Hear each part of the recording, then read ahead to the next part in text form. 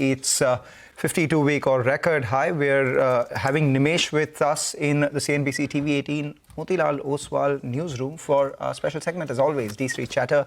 Nimesh, what's the insight today? Hi, Mangalam. Another day of strong gains, but it's only limited to the Nifty and the large caps. The broader markets are relatively underperforming, like we saw yesterday as well, and the breadth is quite weak as well. So, at the margin, we are talking about Bank Nifty at new highs or Nifty approaching new highs. At the portfolio level, that's not reflective very clearly as the broader markets are sulking. Again, technically, 25,700 is a level to watch out. If that gets taken out on a closing basis, the feedback is that you might see further short covering rally. Remember, in the last 4 days itself, the FI net short position has come down from 94% all the way to 86%, and with today's rally, it would have fallen further. So I guess it's the lowest short position by the FIs in the last four months. So clearly, that's clearly visible in the data as well, that there has been a short covering rally in the last couple of days. Financial stands out though.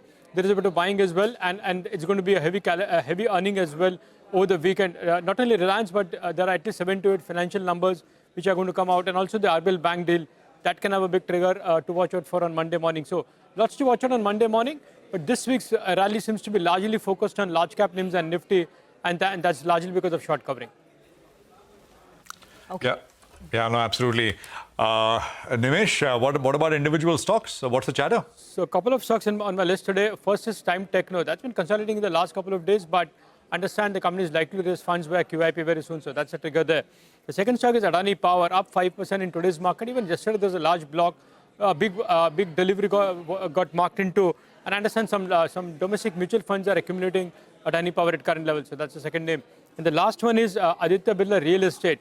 In the real estate name, that this stock is relatively underperformed in the last couple of days. While the other FNO stocks have seen a bit of a covering rally, Aditya Birla Real Estate has been under pressure, largely because there was a selling pressure going on from a leading domestic mutual fund.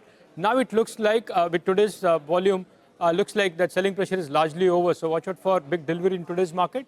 But at least the selling pressure from a domestic mutual fund seems to be over in Aditya Birla Real Estate.